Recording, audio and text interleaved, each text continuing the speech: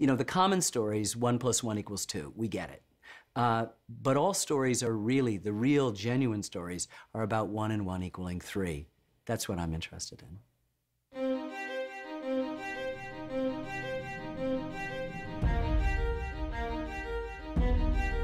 We live in a rational world. We're absolutely certain that 1 and 1 = 2, and it does. But the things that matter most to us, some people call it love, some people call it God, some people call it reason, is that other thing where the whole is greater than the sum of the parts. And that's the 3.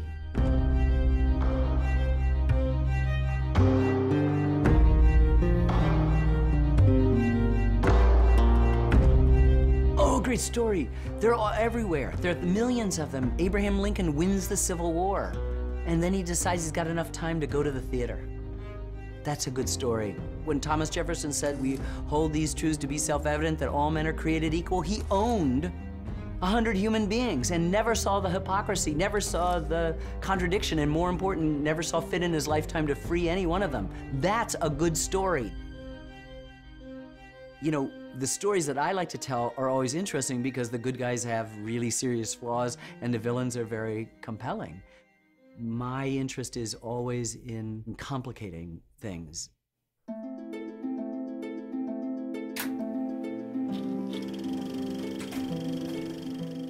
Jean-Luc Godard said, "Cinema is truth 24 times a second." Maybe. It's lying 24 times a second, too. All the time. All story is manipulation. Is there acceptable manipulation? You bet. People say, "Oh boy, I was so moved to tears in your film." That's a good thing? I manipulated that.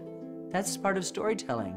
I didn't do it disgenuinely, I did it sincerely. I am moved by that too. That's manipulation. Truth is, we hope, a byproduct of the best of our stories. And yet, there are many, many different kinds of truths.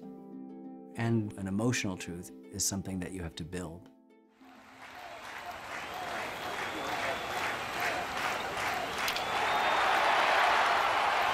I made a film on baseball once, and it seemed to me that there was a dilemma for the racist of what to do about Jackie Robinson. If you were a Brooklyn Dodger fan and you were a racist, what do you do when he arrives? You can quit baseball altogether. You can change teams, or you can change.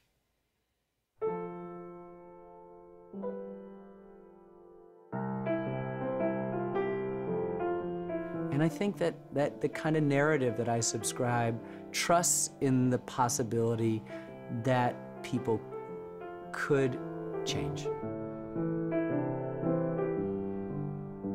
I hope it's a positive version of manipulation, but I do think that we do coalesce around stories that seem transcendent.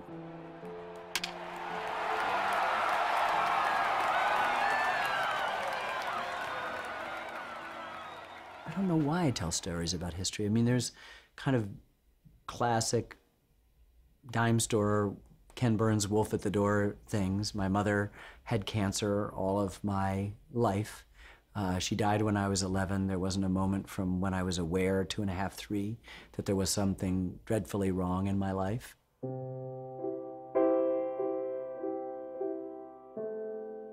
It might be that what I'm engaged in a historical pursuit is a thinly or perhaps thickly disguised waking of the dead.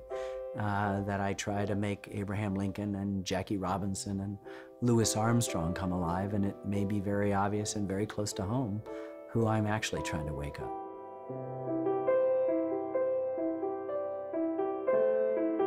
We have to keep the wolf from the door. You know, we tell stories to continue ourselves. We all think an exception is going to be made in our case and we're going to live forever. And being a human is actually arriving at the understanding that that's not going to be. Story is there to just remind us that it's just okay.